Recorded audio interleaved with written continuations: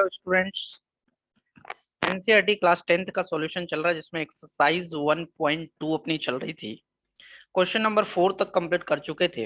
इस क्लास में अपन question number 5 से स्टार्ट कर रहे हैं। My dear student, question number 5 अच्छा है। क्वेश्चन 5 है, check whether the 6n can end. ध्यान से पढ़िएगा, एंड कौन सा वाला है। कुछ बच्चे जो है इसको अलग वेव में लेते हैं। ये एंड END है ना। whether 6n can end with the digit of 0 for any natural number n। Question का मीनिंग ये है कि चेक करिए कि 6n जो है उसका जो एंड है वो 0 डिजिट पे हो, है ना। वो 0 डिजिट पे हो प्राइम नंबर का, है ना। जहां n क्या है, एक नेचुरल नंबर। नेचुरल नंबर मतलब अपन ने जो पढ़ के आए क्लास 9th में नंबर सिस्टम में, नेचुरल नंबर उनमें से कोई भी एक नंबर हो सकता है। ठीक है, क्लियर। अपने को ये करना डियर स्टूडेंट्स, इसका मीनिंग सिंपल से यदि मैं आपको बताना चाहूँ, है ना, कि एंड में जीरो, एंड में जीरो, तो मैं आपको सिंपल सी बात करूं, यदि 10 की पावर में 1 करूं ना, तो लास्ट में क्या आता है, 0। 10 की पावर 2 भी करूं ठीक है, पावर क्यों कर रहा हूं ध्यान से समझो। ये जो 6 से n है ना, ये 6 से n ना होके ये है 6 की पावर n है। क्वेश्चन में देख लीजिए थोड़ा सा, चेक विदर द 6 की पावर n करने पर, 6 की पावर n करने पर, 6 की पावर जब n करे तो उसका कैलकुलेशन करने पर जो आंसर आए उसके एंड में 0 आए, मतलब ये सिंपल सी बात। और n यहाँ पर क्या है, नेचुरल नंबर। n की वैल्यू में नेचुरल नंबर पुट कर रहा हूँ, 1 पुट करा तो 0 आया। 10 की पावर 2 करा तो कितना आएगा, 100, लास्ट में 0। जरूरी नहीं कि वो नंबर 10 हो, मैं एक एग्जांपल 10 का ले रहा हूँ आपको ठीक है। 10 की पावर 3 करा तो कितना होगा, 1000, लेकिन लास्ट में क्या आएगा, यहाँ भी 0। इस तरीके से आना चाहिए। ठीक है, कुछ और फैक्टर लेके बताता हूँ माय डियर स्टूडेंट। जैसे मैं 10 के फैक्टर करूँ, चलिए 10 के मैंने फैक्टर करे तो क्या है, 2 × 5 आएगा। ध्यान से देखिएगा। अब मैं आपको कुछ रिजल्ट निकाल के बताऊंगा। चलिए मैंने इसकी जगह 100 के फैक्टर करे, 100 के फैक्टर क्या हो जाएंगे, 2 का 50 बार, फिर 20, फिर 5, फिर 5, यही होगा। ठीक है, एक और नंबर लिया मैंने, कोई सा भी लिया, 30 ले लिया। चलिए 2 × मैं रेंडमली नंबर कहीं से भी उठा रहा हूँ, ध्यान से देखना। हाँ, 2 × 30, ये 15 बार गया, और फिर 3 बार, और फिर 5 बार। 5×3 = 15, दोनों 30। चलिए एक और नंबर मैंने उठा लिया, 100 के पार वाला, 120 ले लिया। ठीक है, इसके फैक्टर करे मैंने तो क्या आया, 2 × 2 × 2, है ना, ×3 × 5। माय डियर स्टूडेंट्स, ठीक है।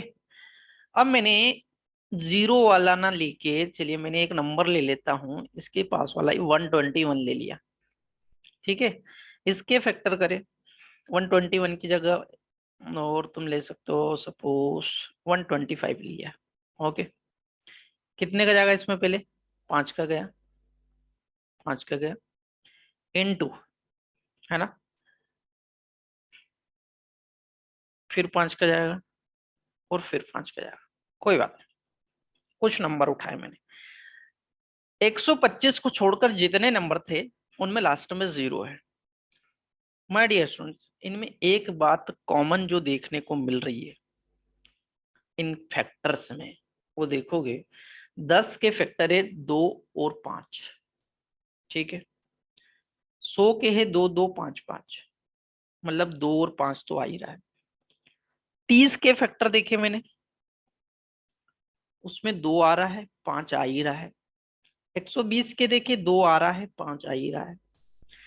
लेकिन जिसमें 0 नहीं है लास्ट डिजिट, उसमें देखो 2 नहीं है, 5 5 ही है। ऐसा कोई सा भी नंबर उठाओगे, यहां से रिजल्ट ये निकलता है कि जिस भी नंबर के प्राइम फैक्टर्स या फैक्टर्स में यदि 2 और 5 दोनों नहीं रहे तो एंड में 0 आ ही नहीं सकता है।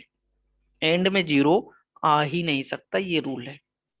ठीक है, सिंपल सी बात है माय डियर स्टूडेंट्स, इस क्वेश्चन को समझने के लिए आप यहाँ चाहिए। मैं क्या करूँ, प्राइम फैक्टर करूँ 6 की पावर n के, प्राइम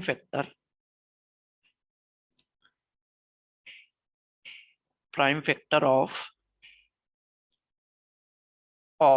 6 की पावर n के। ठीक है, 6 की पावर n के फैक्टर मतलब 6 के कर लूँ तो 2 into 3 हो जाएगा। पूरे की पावर कितनी है n, क्योंकि n मेरे को पता नहीं है, n is a natural number. ठीक है, लेकिन जब मैंने 6 के फैक्टर करे डियर स्टूडेंट्स तो 2 और 3 आया, इसमें 5 नहीं आया है, इसमें 5 नहीं आया। जबकि एंड डिजिट 0 होने के लिए फैक्टर्स में 5 का होना कंपलसरी है ना। अगर 5 नहीं रहेगा तो एंड डिजिट 0 नहीं आएगा। तो यहाँ सिंपल सी, ये जो साइट में मैंने जितने रिजल्ट निकाले उनको देखते हुए मैं लिखता हूं कि here 5 is not a factor of 5 is not a factor of 6 की पावर n। यदि 6 की पावर n का 5 फैक्टर नहीं है तो क्लियर हो जाता है कि एंड में 0 आएगा ही नहीं। तो रीजन क्या लिखेंगे, फॉर अ डिजिट एंड, ये वाला E N D and with 0 है ना, यदि 0 के साथ एंड करना है डिजिट का तो मस्ट क्या होना चाहिए, 2 और 5 होना चाहिए। मस्ट हैव है ना, 2 and, must have 2 and 5 as a prime factor.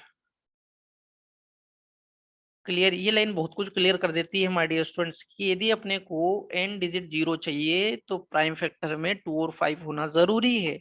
इसलिए इसलिए सिंपल सी बात लिखेंगे कि 6 की पावर n जो है कि नॉट एंड, क्योंकि उसने अपने से क्वेश्चन पूछा था क्या इसका एंड 0 से हो सकता है, तो लिखेंगे can not and with, can not and with digit 0, 0 digit से इसका एंड नहीं हो सकता। ठीक है, तो क्वेश्चन क्लियर होगा माय डियर स्टूडेंट्स। बस अंडरस्टैंडिंग वाला क्वेश्चन है, कैलकुलेशन नहीं है। लेकिन पूरा जो है, जब तक आपको कंसेप्ट समझ नहीं आएगा, इसलिए मैंने पहले आपको ये सारे मीनिंग जो लिखकर कंसेप्ट क्लियर करा। ठीक है, क्योंकि ये क्वेश्चन है थोड़ा सा अंडरस्टैंडिंग वाला।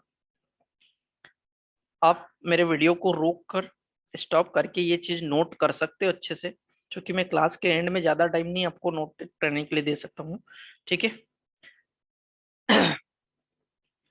माय डियर स्टूडेंट्स, आपको यदि एनसीईआरटी कंप्लीट सॉल्यूशन पूरे कंसेप्ट के साथ सीखना है तो आप मेरे वीडियो को एक बार नहीं 10 बार देखिए, आपका कंसेप्ट जरूर क्लियर होगा, है ना। कॉपी पेन लेके बैठिएगा और हर चीज नोट डाउन करते हुए, है ना, मेरे साथ करते चलिए। आपको डेफिनेटली जो है क्लास 10th का मैथमेटिक्स क्लियर होगा। चलिए क्वेश्चन नंबर 6 देखिए इसका।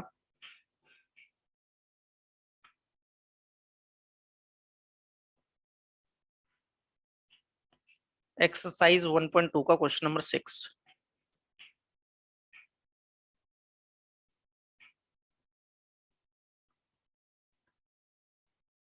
ठीक है, क्वेश्चन नंबर 6, कोई बात। क्वेश्चन 6 दिया, explain why 7 into 11 into 13 plus 13 and 7 into 6 into 5 into 4 into 3 into 2 into 1 plus 5 are the composite number। Explain करके मतलब ये क्लियर है कि ये कंपोजिट नंबर तो है ही, है ना, लेकिन एक्सप्लेन करिए कि ये कंपोजिट नंबर क्यों है डियर स्टूडेंट्स, ये पूछा अपने को। ठीक है, सबसे पहले तो अपन एक बार थोड़ा सा रिपीट करें कि प्राइम नंबर क्या है आपके, ध्यान से देखिएगा। प्राइम नंबर क्या बताए थे मैंने, प्राइम नंबर 2 हो गए, 3 हो गया, 5 हो गया, 7 हो गया, है ना, जो या तो खुद से डिवाइड लगे या 1 से डिवाइड लगे जिनमें। है ना। कंपोजिट नंबर क्या बताए थे? कंपोजिट नंबर, कंपोजिट नंबर मतलब जिनके फैक्टर प्राइम नंबर आते हैं। सिंपल सी बात है, जैसे 4 हो गया, 6 हो गया, है ना, 8 हो गया, 9 हो गया, जिनके फैक्टर करने पर प्राइम नंबर आते थे, यही बताया था मैंने। माय डियर स्टूडेंट, ध्यान से देखिएगा, मैंने अभी अभी जब आपको लास्ट एक्सरसाइज कराया था उसमें एक कंसेप्ट ये बताया था कि 3 के फैक्टर क्या होते हैं, 3 into 1 होते हैं कि नहीं, है ना। जब कोई कॉमन फैक्टर नहीं दिखता है तो 1 का अपन इंटू करके देखते हैं। 2 के फैक्टर यदि मैं देखे तो क्या होता है, 1। यदि इन दोनों का एचसीएफ में निकालू तो क्या होगा, दोनों का एचसीएफ निकालू तो क्या हो जाएगा, 1, है ना। ऐसे यदि मैं 4 की बात करूं तो 4 के तो फैक्टर सिंपल 2 into 2 होते। 6 की मैं बात करूँ थी तो 6 के फैक्टर 2 into 3 होते हैं। यहाँ से भी हाईएस्ट कॉमन फैक्टर बहुत आसान है, हाईएस्ट कॉमन फैक्टर क्या हो जाएगा, 2, हाईएस्ट फैक्टर 2। ठीक है, इस 1 का इंपोर्टेंट समझिएगा। चलिए, यहाँ अपने पास क्वेश्चन क्या दिया अपने को, एक्सप्लेन वाई, है ना। अपने को दिया है उनने कि 7 into 11 into 13 +13, है ना। पहले एक को देखिए, और कंपोजिट नंबर क्या है, एक कंपोजिट नंबर है। माय डियर स्टूडेंट, यहाँ टर्म टोटल कितनी है, क्योंकि यहाँ साइन दो टाइप के यूज हुए हैं, बीच में प्लस साइन हुआ है, इसलिए ये पूरी एक टर्म होती है और ये पूरी एक टर्म होती है। इतना तो क्लियर है। जब दो टर्म है ना, तो इनमें से कोई एक चीज कॉमन निकालनी पड़ेगी। कॉमन क्या दिख रही है डियर स्टूडेंट, 13। चलिए यहाँ जाइए, यहाँ बच्चा 7 into 11, यहाँ से 13 गया तो 1 और यहाँ 1, ये इंपॉर्टेंट लिखना है। ठीक है, यहाँ पर यदि मैं कॉमन फैक्टर देखूं तो दोनों टर्म में से कॉमन देखो, दो टर्म अलग अलग है ना, यहाँ पर दोनों टर्म जोड़ के लिख के दिए, बस सिंपल सी बात ये है ना। यहाँ पर देखा तो यहाँ पर कॉमन फैक्टर की बात करूं तो कौन है, 13, 13 है। इसका मतलब यहाँ से क्लियर होता है डियर स्टूडेंट, ध्यान से देखिएगा, जो 1 1 जैसे यहाँ पर मैंने प्रोडक्ट करा था 3 और 2, 1 को छोड़कर जितने थे ये आपके प्राइम फैक्टर थे। यहाँ पर क्लियर क्या होगा कि जो 13 है, here 13 is common factor, 13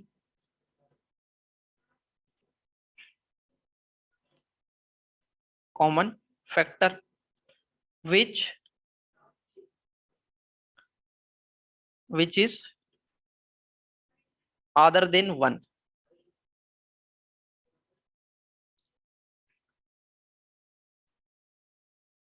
which is other than 1 given number is composite number। क्या मैंने ये लाइन लिखी, ये लाइन यहाँ से आपको क्लियर हो रही है। माय डियर स्टूडेंट्स, 1 को छोड़कर जितने भी है वो क्या है, कंपोजिट नंबर। यहाँ से भी देख लीजिए, 1 को छोड़कर जो 3 और 2 है ना, 1 को छोड़कर इसमें प्रोडक्ट में देखोगे तो 4 और 6 क्या होगा, कंपोजिट नंबर। ठीक है, तो जो 13 यहाँ पर कॉमन हो गया। अपने को क्या प्रूव करना था कि एक्सप्लेन करिए कि कंपोजिट नंबर कैसे हुआ। सेकेंड केस देखिए अपना, second is 7 into 6 into 5 into 4 into 2 into 1 +5।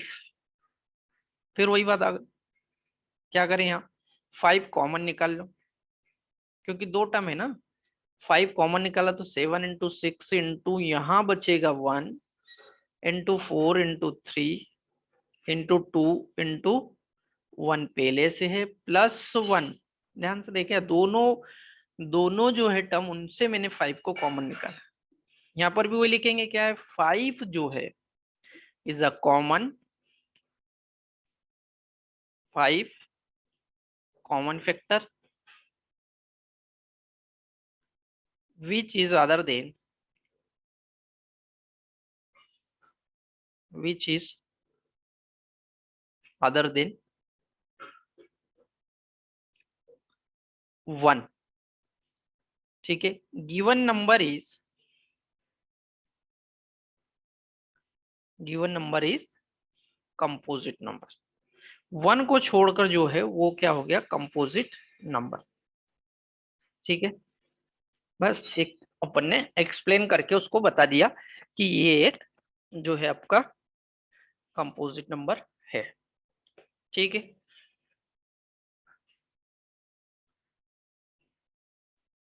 Question number 6 आपका कंप्लीट होता है। No question number 7 and last of this exercise. इस एक्सरसाइज का लास्ट क्वेश्चन मैं आपको बताने जा रहा हूँ।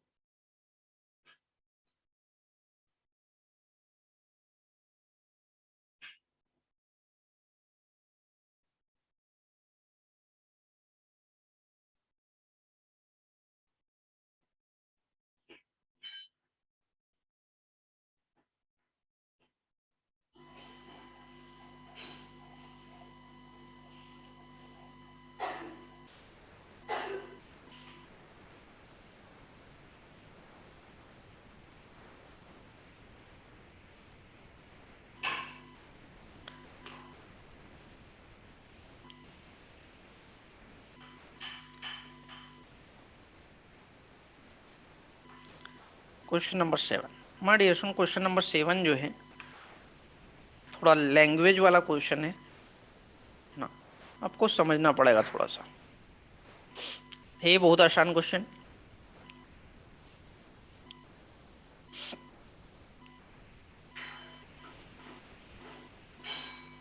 चलिए, क्वेश्चन नंबर 7 है, there is a circular path around a sports field. एक स्पोर्ट्स फील्ड के अराउंड जो है एक सर्कुलर पाथ है। Sonia takes 18 minute to drive 1 round of the field. इस फील्ड का एक राउंड कंप्लीट करने में सोनिया जो है 18 मिनट का समय लेती है। ठीक है, आगे क्वेश्चन में बोला while Ravi takes 12 minute for the same, है ना, उसी राउंड को कंप्लीट करने में रवि कितना लेता है, 12 minute. Suppose they both start at the same point and at the same time, है ना, यदि दोनों एक ही पॉइंट से और सेम समय पर एक ही टाइम पर दौड़ना स्टार्ट करते हैं, go in the same direction, एक ही डायरेक्शन में दौड़ना स्टार्ट करते हैं, after how minute will they meet again at the starting point. बहुत अच्छा क्वेश्चन डियर स्टूडेंट, ऐसे क्वेश्चन बेहद पूछे जाते हैं, कभी कॉम्पिटेटिव एग्जाम में भी आप इस तरह के क्वेश्चन करे जाते हैं। ठीक है, कॉम्पिटिशन एग्जाम में भी इस तरह का लैंग्वेज क्वेश्चन जरूर बनाया जाता है। देखिए क्वेश्चन है किसका, क्वेश्चन है एलसीएम एचसीएफ बेस्ट, लेकिन उसको लैंग्वेज में इस तरह से उन्होंने कन्वर्ट करके दिया। ठीक है, क्या बोला उन्होंने अपने को कि एक सर्कुलर फील्ड है डियर स्टूडेंट्स, ये बना दी मैंने आपके लिए एक सर्कुलर फील्ड, ध्यान से देखिएगा। ठीक है, अब इस सर्कुलर फील्ड में सोनिया ये यहां से दौड़ना स्टार्ट करती है, इस पॉइंट से, इसी पॉइंट से, और एक ही डायरेक्शन में, सपोज इस डायरेक्शन में, है ना, और इसी पॉइंट से रवि दौड़ना स्टार्ट करता है। चलिए, है ना, तो रवि कितने मिनट में, 18 मिनट में ये जो है कि पूरा चक्कर लगा लेता है, और इसकी जगह सॉरी सोनिया 18 मिनट में लगाती है ना, और रवि 12 मिनट लेता है, 12 मिनट। बिकॉज रवि बॉय है, वो थोड़ा तेज फास्ट दौड़ा और उसने क्या करा, 12 मिनट में वो चक्कर कंप्लीट कर लिया। माय डियर स्टूडेंट्स, क्वेश्चन से कैसे डील करेंगे, सिंपल सी बातें देखिएगा। ठीक है, क्या करें, सोनिया जो है कितना मिनट ले रही है, सोनिया टेक्स 18 मिनट, क्लियर, और रवि जो है वो कितना मिनट ले रहा है, 12 मिनट। ठीक है, यदि आंकड़े के नाम पे देखें तो यही दो आंकड़े अपने को दिया है 18 मिनट। इस 18 का अपन क्या कर ले, फैक्टर कर लो, 2 × 3 × 3 होगा।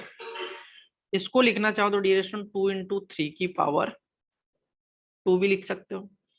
12 के प्रोडक्ट का दे 2 × 3।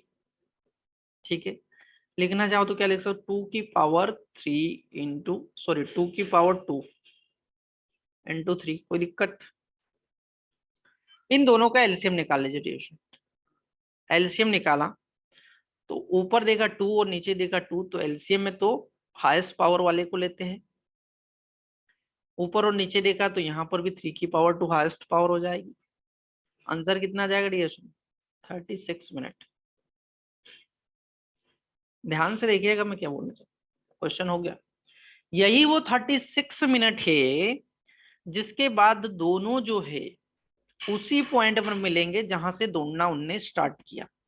माय डियर स्टूडेंट्स, यही वो 36 मिनट है जहां से उनने दौड़ना स्टार्ट किया था, उसी पॉइंट पर वो मिल जाएंगे।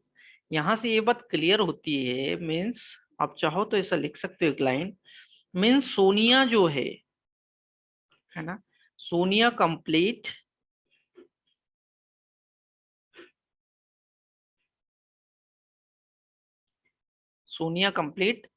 सोनिया कितना मिनट ले रही थी? 18 मिनट।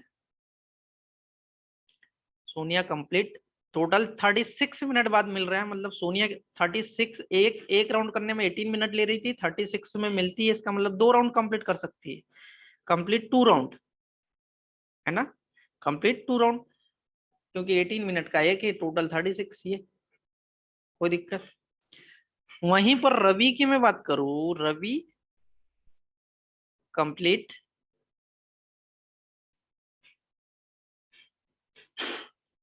3 राउंड, क्योंकि रवि एक राउंड जो है 12 मिनट में ही कंप्लीट कर लेता है, और वो भी 36 के बाद मिलता है ना। तो ये कंक्लूजन जरूर तुम दे सकते हो। बाकी क्वेश्चन जो है आपका सॉल्व हो गया, क्योंकि अपने को क्वेश्चन में बस इतना सा फाइंड आउट करने को बोला था उसने कि फाइंड आउट करिए कि दोनों जो है कितने मिनट के बाद उसी पॉइंट पर मिलेंगे।